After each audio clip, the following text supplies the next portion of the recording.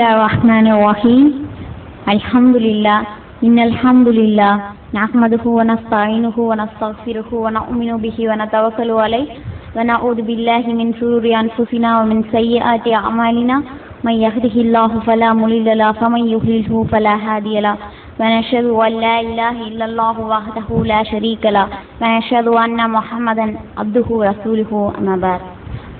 அல்லாஹ்வின் நல்லடியார்களே, அஸ்ஸலாமு அலைக்கும் வரஹ்மத்துல்லாஹி வபரகாத்துஹு. என் பேர் ஃபாத்திமா. நான் இஸ்லாத்துக்கு இஸ்லாத்தை நேசித்து 10 வருஷம் ஆகுது. கலிமா சொல்லி 5 வருடங்கள் ஆச்சு. என் பேர் இதுக்கு முன்னாடி விஜயலக்ஷ்மி. நான் ஒரு பிராமின் குடும்பத்தை சேர்ந்தவ. எங்கள் வீட்டில் எல்லாருமே குருக்கள் தான். அல்லா நாடி நான் ஒரு தேடுதலில் எனக்கு சின்ன வயசுலேருந்தே பாங்கு சத்தம் அப்படிங்கிறது ரொம்ப விருப்பமான விஷயம். பாங்கு சத்தத்தை கேட்டால் அதை ரொம்ப ஆசையாக கேட்பேன். அது எனக்கு ரொம்ப பிடிக்கும்.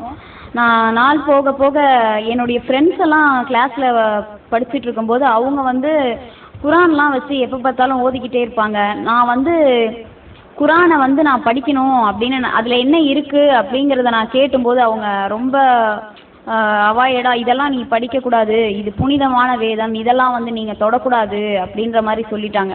அப்போ எனக்கு இஸ்லாத்தின் மேலே இருந்த அந்த இன்ட்ரெஸ்டே குறைய ஆரம்பிச்சிருச்சு. என்ன இதில் என்ன அப்படி இருக்கும், இது என்ன வேதம், இதிலலாம் ஒரு விஷயமா, இதை போய் இவ்வளோ அவமானப்படுத்துகிறாங்களே, ஒரு மனிதர்களை படிக்கக்கூடாதுன்னு இது பண்ணுறாங்கன்னா இதில் இவங்க மட்டும்தான் புனிதமானவங்களா, அப்போ நம்ம கேவலமானவங்களா, அப்போ இதை நம்ம இது பண்ணக்கூடாது, இதை அவமானப்படுத்துகிற அளவுக்கு தான் நம்ம நடக்கணும் அப்படிங்கிற மாதிரி ஒரு மோட்டிவில் தான் நான் குரான் படிக்கணுன்ற ஒரு இதுவே எனக்கு வந்துச்சு. அதில் என்ன தப்பு இருக்குது, நம்ம அதை சொல்லணும், அதை சொல்கிறதன் மூலியமாக அவங்கள நம்ம கேவலப்படுத்தணும், நம்மளை இவ்வளோ அசிங்கப்படுத்துகிறாங்களே அவங்கள எப்படி கேவலப்படுத்துறதுன்றதுனால குரான் படிக்கணும்னு இன்ட்ரெஸ்ட் பட்டேன். அப்போ எனக்கு குரான்லாம் கிடைக்கல.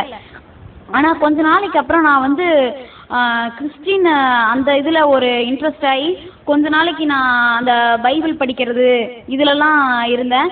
நாள் போக போக நான் இங்கேருந்து கோயம்புத்தூருக்கு ஷிஃப்ட் ஆனதுக்கப்புறம் அதே மாதிரி வீட்டு பக்கத்துலேயே பள்ளிவாசல் அந்த பாங்கு சத்தத்தை கேட்டப்ப எனக்கு அந்த ஞாபகங்கள், அவங்க நம்மளை இப்படி கேவலப்படுத்தினாங்களே, அசிங்கப்படுத்தினாங்களே அப்படின்ற ஒரு ஞாபகங்கள் எனக்கு இருந்துக்கிட்டே இருந்தது. அப்போ நான் தினத்தந்தி பேப்பர் படிக்கும்போது அதில் எப்போவுமே ஒரு பகவத்கீதை வசனம், ஒரு பைபிள் வசனம், ஒரு குரான் வசனம் இருக்கும். அதில் குரான் வசனத்தை நான் பார்த்தேன்.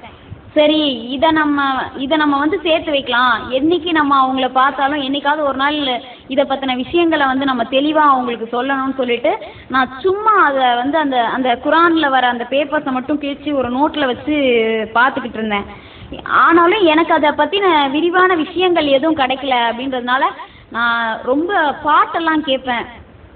பாட்டு, இளையராஜா ஹிட்ஸ், நைட்டில் இந்த மெலோடி சாங்லாம் நிறையா கேட்குற பழக்கங்கள்லாம் எனக்கு இருந்தது. அப்போ நான் கேட்டுக்கிட்டு இருக்கப்ப நைட்டு 10 மணிக்கு சேனல்ஸ் மாற்றிக்கிட்டே இருக்கிறப்ப நான் வின் டிவி பார்த்தேன். அதில் தௌஹீத் ஜமாத் நிகழ்ச்சி ஓடிட்டு இருந்தது. சரி, இதில் ஏதோ சொல்கிறாங்க இஸ்லாத்தை பற்றி, இதில் நம்ம கேட்போம், இதில் என்ன இருக்குன்னு நம்ம பார்ப்போம் அப்படின்றதுல நான் அந்த டிவியை பார்க்க ஆரம்பித்து அதில் சரி கொஞ்சம் கேட்கலாம், என்ன தான் அப்படி இருக்கும் அப்படின்னு நினச்சேன். அதில் ரொம்ப ஈர்ப்பாய் இஸ்லாத்தின் மேல் அவங்க சொன்ன விஷயங்கள் ஓ இதுதான் உண்மையான இறைவனா, கடவுள்ன்றது ஒருவனாக தான் இருக்க முடியுமா, நிறைய விஷயங்கள் அதில் ரொம்ப ஈர்க்கப்பட்ட விஷயம் குல்ஹு அல்லாஹ்வோட சூராவோட விளக்க உரை சொன்னாங்க. இறைவன் ஒருவனே, அவன் எத்தேவையும் மற்றவன், அவன் எவரையும் பெறவில்லை, எவராலும் பெறப்படவும் இல்லை, அவனுக்கு நிகராக எதுவுமே இல்லைன்னு சொல்லிட்டு அந்த வசனங்களை நான் ரொம்ப யோசிச்சு பார்த்தேன். இந்த வசனங்கள் மாதிரி அதாவது அந்த வசனத்துக்கு ஒப்பான விஷயம் என்ன இருக்கும் அப்படிங்கிறத நான் ரொம்ப இது பண்ணி பார்த்தப்ப அதுலேயே ரொம்ப இன்ட்ரெஸ்ட் ஆகிட்டேன். அப்புறம் டெய்லி தொடர்ந்து அந்த நிகழ்ச்சி நான் பார்த்துக்கிட்டு இருந்தப்போ எனக்கு ரொம்ப பிடிக்க ஆரம்பிச்சிருது. அப்போ அந்த வின் டிவியில் வந்ததில் முகமது ஷிப்லி அப்படின்றவருடைய நம்பர் அதில் வந்தது. அந்த நம்பரை பார்த்து இவங்கக்கிட்ட நம்ம இஸ்லாத்தை பற்றின கொஸ்டின்ஸை கேட்கலாம், அந்த கொஸ்டின்ஸை இவங்கக்கிட்ட நம்ம கேட்டு தெரிஞ்சுக்கலாம் என்ன இருக்குன்னு சொல்லிட்டு அவங்களுக்கு நான் கால் பண்ணேன். அப்போ அவங்க எனக்கு நிறைய விஷயங்கள் சொன்னாங்க, இதுதான் இஸ்லாம். அப்போல்லாம் நான் கலிமா சொல்லலை, ஆனால் எனக்கு இஸ்லாமை பற்றின நிறைய விஷயங்கள் அவங்க சொல்லி கொடுத்தாங்க. அதே மாதிரி நெட்டில் இதை பற்றி என்ன அதை பற்றி என்னென்னு ஃபோனில் நான் அவங்களுக்கு மெசேஜ் அனுப்புனேன்னா அவங்க எனக்கு அதுக்கான விளக்கத்தை ரிப்ளை பண்ணிட்டு இருந்தாங்க. அவங்க மூலியமாக தான் இந்த இஸ்லாத்தின் பேரில் ஈர்ப்பு ஏற்பட்டுருச்சு. நான் இஸ்லாத்துக்கு வர கொஞ்சம் கொஞ்சமாக நான் அதை பார்க்க எங்கள் வீட்டில் எல்லாருக்கும் தெரிஞ்சு தினத்தந்தி பேப்பரில் இருந்து எடுக்கிறேன். தினத்தந்தி பேப்பரை வந்து நிறுத்திட்டாங்க. தினமலர் பேப்பரை வந்து வாரத்தில் ஒரு நாள் ஆன்மீக மலர் வரும், அதில் வந்து ஒரு பேப்பர் வந்து இஸ்லாத்தை பற்றி இருக்கும், அதை கிழிக்க ஆரம்பித்தேன், அதையும் நிறுத்தினாங்க. டிவி கனெக்ஷனில் வின் டிவி பார்க்குறேன்னு சொல்லிட்டு டிவி கனெக்ஷனை கட் பண்ணாங்க. ஆனால் அல்ஹம்துலில்லாஹ் என்னோட ஃப்ரெண்டு ஒருத்தி ஹிந்து பொண்ணு, அவள் வந்து நான் ரொம்ப அழுதுகிட்டு இருக்கேன், இதை வந்து கேட்க முடியாமல் அழறேன்னு சொல்லிட்டு அவள் வந்து அந்த பேப்பரில் இருக்கிறதெல்லாம் கிழிச்சு அந்த விஷயங்களையோ அந்த வசனங்களையோ எனக்கு வந்து கலெக்ட் பண்ணி யாருக்கும் தெரியாமல் வீட்டில் கொண்டு வந்து என்கிட்ட கொடுத்துட்டு போவா. நான் வந்து அப்போல்லாம் அளவுக்கு அதிகமான இது அல்லா மேலே வந்து அதை பற்றி தெரிஞ்சுக்கணும்னு ஆசைப்பட்டேன். ஆனால் அந்த ஊர்லலாம் மோஸ்ட்லி எங்கள் வீட்டில் எல்லாரும் குருக்கள்ன்றதுனால எங்கள் வீட்டிலேருந்து பள்ளிவாசலும் ரொம்ப தூரம்.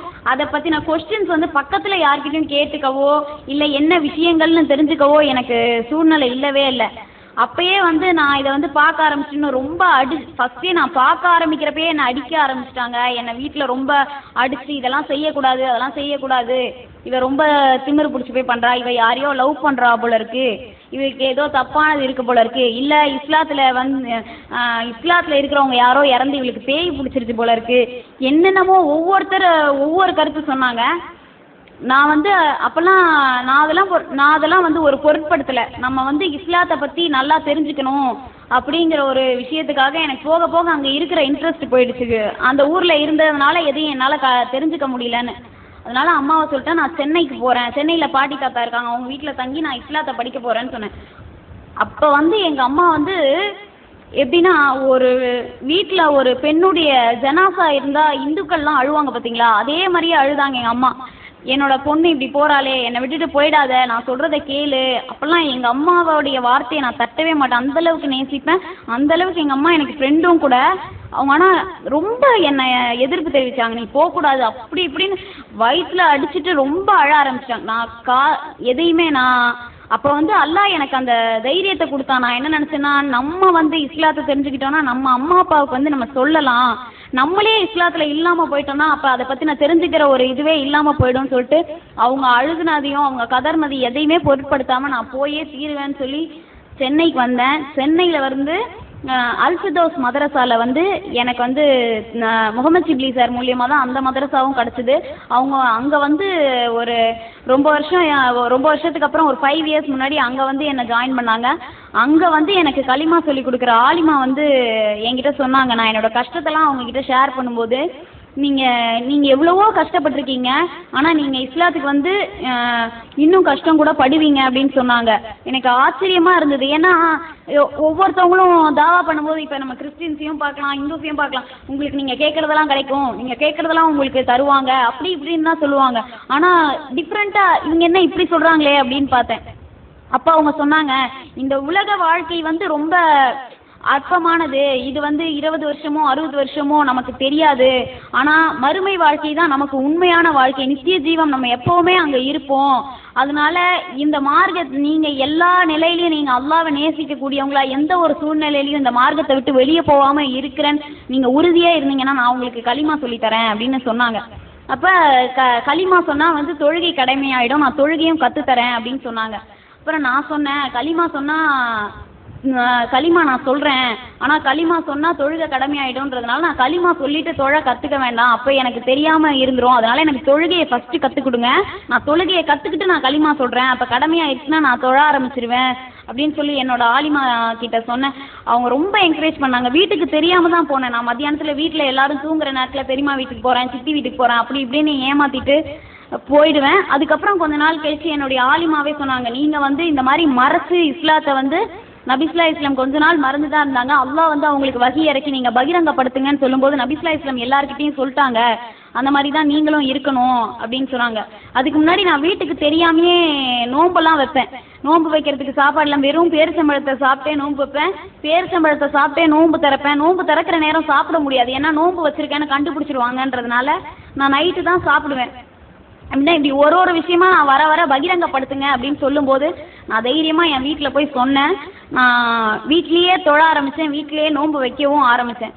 என்னை எந்த அளவுக்கு அசிங்கப்படுத்த முடியுமோ, எந்த அளவுக்கு கேவலப்படுத்த முடியுமோ, எங்கள் அம்மாவோட அண்ணன், என் குடும்பத்தில் நிறையா பேர் இவ தப்பானவ, இவ ஏதோ தப்பான ரூட்டில் போகிறா அப்படி இப்படின்னு அசிங்கப்படுத்தி என்னை அடின்னு அடித்து என்னுடைய குரானெல்லாம் கிழிச்சு போட்டு என்னை எவ்வளவோ கொடுமை பண்ணாங்க. எனக்கு வந்து அல்லாஹ்வுடைய நாட்டம், நான் எதுக்குமே யாருமே என்னை வந்து அடித்தாங்கன்னா ஒரு விஷயத்த நான் இதை செய்யக்கூடாது அப்படின்னு சொல்லி அடித்தா நான் அந்த விஷயத்த செய்ய மாட்டேன். ஏன்னா ஐயோ அடிக்கிறதுக்கு அந்த விஷயத்த செய்யாமல் இருக்கிறதே மேல். நான் ரொம்ப பயப்படுவேன். எனக்கு அடிக்கிறதுனாலே ரொம்ப பயப்படுவேன். ஐயோ அடிச்சிருவாங்க, நம்ம இதை செய்யக்கூடாதுன்னு சொல்லி செய்யவே மாட்டேன், விட்டுருவேன். ஆனால் எனக்கு அல்லாஹ் அந்த நேரத்தில் ரொம்ப தைரியத்தை கொடுத்தான். என்னோட முடியை பிடிச்சி அவங்க செவுத்தில் நெத்தும் போது கூட, நான் அந்த மயக்கத்தில் இருந்தபோது கூட அல்லான்னு சொல்லாத நிறுத்துன்னு என்னை மிதிக்கும் போது கூட நான் அல்லான்னு கத்தக்கூடிய தைரியத்தை எனக்கு வந்து அல்லாஹ் தான் கொடுத்தான். அல்லாஹ் அதே தைரியத்தை வந்து என் குடும்பத்துக்கும் கொடுக்கணும்னு எனக்கு ரொம்ப ஆசை.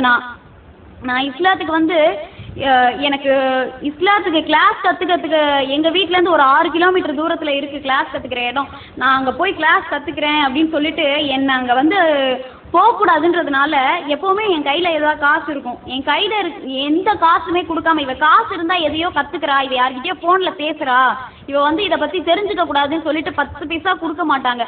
நான் வந்து இங்கேருந்து 6 கிலோமீட்டராக இருந்தாலும் அல்லாஹ் நாடி அல்ஹம்துலில்லாஹ் நடந்தே மதரசாவுக்கு போவேன், நடந்தே வருவேன், சாயங்காலம் திருப்பி நடந்தே பயானுக்கு போவேன், திருப்பி வருவேன். இந்த மாதிரி நான் போயிட்டே இருந்ததை பார்த்துட்டு ரொம்ப அடித்தாங்க. அவங்களால அடித்து தொழுதுகிட்டு இருக்கப்ப அடிப்பாங்க. இதனால எங்கள் அம்மாவெல்லாம் அடித்தாங்க. எங்கள் அம்மாவை அடித்து அப்பயாவது இவன் நிறுத்துவா, இவங்க அம்மா மேலே ரொம்ப பாசம் வச்சுருக்கான்னு சொல்லி என் முன்னாடி எங்கள் அம்மாவெல்லாம் இழுத்து போட்டு அடித்து எதையுமே பொருட்படுத்தலை. நான் ஒன்று தான் நினச்சேன், நம்ம மார்க்கத்தில் இருந்தால் தான் நம்ம குடும்பத்துக்கு நம்ம மார்க்கத்தை சொல்ல முடியும் அப்படின்னு. ஏன்னா எங்கள் வீட்டில் எல்லாருமே இலகிய மனம், எல்லாரும் தர்மம் செய்வாங்க. ஒருத்தவங்க கஷ்டப்படுறாங்க அப்படின்னு சொன்னாலே அவங்களால பொறுக்க முடியாது. அப்போ நான் அதை நினச்சி ரொம்ப வேதனைப்படுவேன். யா அல்லாஹ், இந்த நன்மைகள்லாம் இவங்களுக்கு வந்து நல்ல கூலியாக இருக்கணுமே, இந்த நன்மைகள்லாம் இவங்களுக்கு வந்து முழுசாக போய் சேரணுமே அப்படிங்கிற ஃபீலிங்ஸ் என் மனசில் ரொம்ப இருந்துச்சு. ரொம்ப வருத்தப்பட்டேன் நான். எவ்வளோ நன்மை செய்கிறாங்க, இந்த நன்மைக்கெல்லாம் பலனே இல்லாத ஒரு இதில் இருக்காங்களே, இவங்க ஏன் இதை புரிஞ்சுக்க மாட்டேங்கிறாங்க. ஒரு மாடை பார்த்தா கூட அந்த மாடுகிட்ட வேண்டுறாங்க. ஒரு மாடை பார்த்தா லக்ஷ்மின்றாங்க, நாயை பார்த்தா பைரவருங்கிறாங்க, மீனை பார்த்தா மச்ச அவதாரங்கிறாங்க. ஆனால் மனுஷனை பார்த்தா இவன் வந்து துலுக்கேன்றாங்க, இவன் வந்து பிராமணன்றாங்க, இவன் சக்கிலியேன்றாங்க. எவ்வளவோ ஒரு வேறுபாடு. இஸ்லாத்தில் எனக்கு ரொம்ப பிடிச்ச ஒரு விஷயம் அந்த ஒற்றுமை தான். அந்த பள்ளிவாசலில் போய் வந்து ஒரு ஆண்கள் நின்னா கூட பக்கத்தில் வந்து யார் நின்னாலும் அவங்க அந்த தோளோட தோள் உரசி தான் நிற்கிறாங்க. என்னுடைய மதரசாவுக்கு போய் எத்தனையோ ஒரு சகோதரவங்களை நான் வந்து சந்தித்தேன். ஒரு ஏழை பணக்காரங்கள்னு இல்லாமல், ஒரு கெத்து இல்லாமல் எனக்கு ரொம்ப சந்தோஷமாக இருந்தது. அந்த மதரசாக்குள்ளே போய் எல்லாரையும் நம்ம ஒன்றா பார்க்கும்போது, எல்லாரும் பாசமாக இருக்கும்போது அது ஒரு புதுவிதமான அனுபவமாக இருந்தது. அவங்க அல்லாஹ் வந்து இதுதான் மார்க்கம், அல்லாஹ் வந்து இப்படி தான் இருக்க சொல்லியிருக்கான் அப்படின்னு. நான் வந்து குரானை வந்து இறைவன்னு தெரிஞ்சதுக்கப்புறம் தான் நான் வந்து பகவத்கீதையை படிக்கணும் அப்படின்னே நான் நினச்சேன். அதில் என்ன இருக்குது அப்படிங்கிறத தெரிஞ்சுக்க. அது வரைக்கும் இத்தனை வருஷமாக நாங்கள் எங்கள் குடும்பத்தில் பிராமினாக இருக்கோம். ஆனால் எனக்கு இந்த பகவத்கீதை தான் அந்த இந்துக்கு அருளப்பட்ட இது. இந்த பகவத்கீதை, ரிக்வேதம், எஜுர்வேதம், சாமவேதம், அதர்வண வேதம், இதெல்லாம் தான் இந்துவுக்கு இருக்கிற வேதங்கள்னே எனக்கு வந்து தெரியாது. ஆனால் நாங்கள் பிராமினாக இருப்போம், ஏதோ இந்த பாட்டு கிளாஸுக்கு போவோம், டான்ஸ் கிளாஸுக்கு போவோம், அந்த மாதிரியே இருந்தோமே தவிர அந்த வேதங்களை பற்றி தெரியாது. ஆனால் குரானை ஒப்பிட்டு இந்த ஜாகிர் நாயக் சார் பேசுகிற ஸ்பீச்செல்லாம் கேட்டேன். இந்துக்களை பற்றி சொல்கிற விஷயங்கள் அதெல்லாம் கேட்டு ரொம்ப வந்து மனசால ஈர்க்கப்பட்டேன். இறைவன் வந்து ஒருவனா மட்டும்தான் இருக்க முடியும், அவனுக்கு இணையா எதுவுமே கிடையாது. எப்படி வந்து படைக்கிறதுக்கு ஒரு இறைவன், காக்கிறதுக்கு ஒரு இறைவன், அழிக்கிறதுக்கு ஒரு இறைவன் எப்படி இருக்க முடியும்? நம்ம வந்து படைக்கிற உயிர் கொடுக்குற இறைவனையே நம்ம நம்பி நான் எப்போவுமே வாழணும்னு கேட்டுட்டு இருந்தா மரணிக்கிற நேரத்தில் நம்ம உயிர் போய் தானே ஆகணும். அப்போ வந்து உயிர் கொடுக்குற இறைவனுக்கு வந்து பவர் கம்மியாகி உயிர் எடுக்கிற இறைவனுக்கு பவர் அதிகமாகுதா? இப்படியெல்லாம் நான் சிந்திக்க ஆரம்பித்தேன். அது எப்படி? இப்போ நம்ம உயிரை அழிக்கணும்னே நம்ம இறைவன் கிட்ட கேட்குறோம், ஆனால் உயிர் கொடுக்குறவன் வந்து நம்மளை ரொம்ப நாள் வச்சுருந்தான்னா அப்போ இந்த இறைவனுக்கு சக்தி கம்மியாக இருக்கா அப்படின்னு நான் என்னென்னமோ யோசித்து பார்த்தேன். அதாவது என்னை பொறுத்த வரைக்கும் நான் எல்லாமே சமோன்ற ஒரு இதில் தான் இருந்தேன். எப்படின்னா பிள்ளையாரும் ஒன்று தான், அல்லாவும் ஒன்று தான், இயேசுவும் ஒன்று தான், நான் எல்லாமே ஒன்று தான், இவங்க தான் எல்லாத்தையும் பிரித்து வைக்கிறாங்க அப்படிங்கிற ஒரு இதில் தான் இருந்தேன். ஆனால் நம்ம இறைவனை பற்றிய தேடுதல் அப்படிங்கிறது ஒன்று வரும்போது தான் இது என்ன விஷயம், இதை பற்றி நம்ம தேடணும், இதை பற்றி நம்ம தெரிஞ்சுக்கணும், நம்ம கிளாஸ்க்கெல்லாம் போகணும் அப்படின்னு ஆரம்பித்ததுக்கப்புறம் தான் அல்லாஹ் நாடி ஒவ்வொரு விஷயங்களா ஒரு தொழுகையிலையும் சரி, ஒரு முஸ்லீம்களில் சேர்ந்து இருக்கிறதுலையும் சரி, எத்தனையோ பேர் சொல்லுவாங்க முஸ்லீம்களா அவங்க தீவிரவாதிங்க, அவங்க அந்த மாதிரி இந்த மாதிரி எவ்வளவோ சொன்னாங்க. ஆனால் இந்த குரானை படிச்சுட்டு அல்ஹம்துலில்லாஹ் இந்த வேதம் இத்தனை பேர் கையில் இருந்து, முஸ்லீம்களுடைய கையில் இருந்தே அவங்க வந்து இந்த வேதத்தையா பார்க்காம இருந்தாங்க, இதையா தெரிஞ்சுக்காம இருந்தாங்க அப்படின்னு ரொம்ப ரொம்ப ஆதங்கப்பட்டேன் நான். ஏன் இப்படி இருக்காங்க, முஸ்லீம்களே இப்படி இருக்காங்களே, அவங்க குரானை படிக்கிறாங்க ஆனால் அதில் இருக்கிறது என்னன்னு அவங்களுக்கு தெரியலையே, இவ்வளோ இலகுவான மார்க்கமா இது அப்படின்னு நான் பார்த்த அப்புறம் தான் தெரிஞ்சுக்கிட்டேன். என்னுடைய தொழுகையிலையும் சரி, என்னுடைய வணக்கங்களையும் சரி, எதுக்குமே என்னுடைய குடும்பத்தில் அலோவ் பண்ணல. என்னை அடிக்காத ஒரே ஆள் என்னுடைய தாத்தா மட்டும்தான். ஏன் அப்படின்னா அவங்க சின்ன வயசுலேருந்து என்னை அடித்ததில்லை. எங்கள் ஜமாத்லேருந்து வந்து அவர்கிட்ட பேசினப்ப கூட என்னை பற்றி அவர் என்ன நினைக்கிறாருன்ற குற்ற உணர்ச்சி எனக்கு இருந்துக்கிட்டே இருந்தது. எல்லாரும் என்னை தவறுதலாக பேசுகிறப்ப அவர் என்னை எப்படி நினைக்கிறாருன்னு எனக்கு தெரியல. அவர் சும்மா அமைதியாகவே போயிடுவாரா, அதனால அவர் என்னை எப்படி நினைக்கிறாருன்னு எனக்கு தெரியாமல் இருந்தது. இப்போ ஜமாத்லேருந்து வந்து இவங்க இந்த மாதிரி மதரசால படிக்க ஆசைப்படுறாங்கன்னு அவங்களே வந்து பேசினப்போ அவர் ஒரு வார்த்தை சொன்னார்.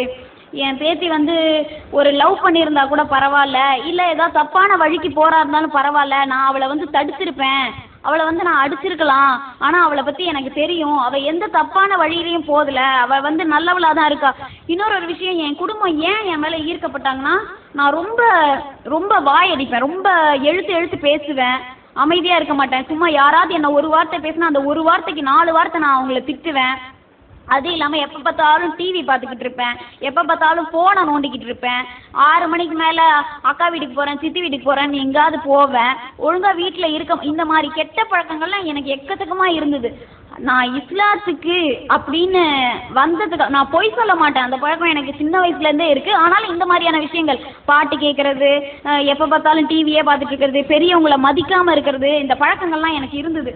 என்னுடைய குடும்பம் ஏன் என்னை வந்து ஏற்றுக்கிட்டாங்கன்னா, நான் வந்து ஃபஸ்ட்டு எழுத்து பேசுகிறத கண்ட்ரோல் பண்ண ஆரம்பித்தேன். நம்ம எழுத்து பேசக்கூடாது, இது வந்து மார்க்கத்தில் இல்லை, இது தவறு அப்படின்னு சொல்லி எழுத்து பேசுகிறத நிறுத்தினேன்.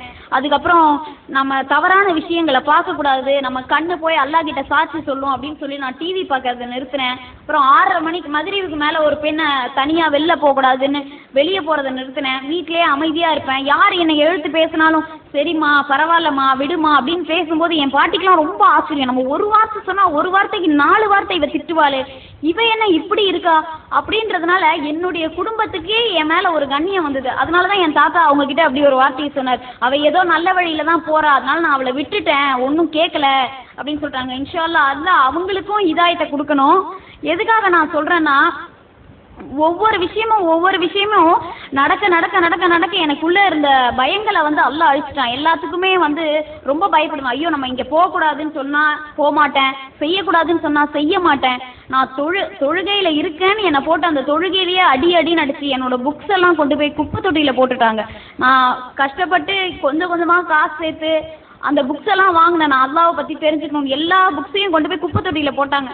அப்போ நான் அடியை வாங்கிட்டு என்னை அடித்து முடித்தோடனே நான் போய் எங்கே இருக்குன்னு தேடி அந்த குப்பை தொட்டியில் நான் வாங்கின புக்கெல்லாம் வெறும் அட்டை மட்டும்தான் கிடந்தது, குரான்லேருந்து புக்ஸ் எல்லாம் காணும்.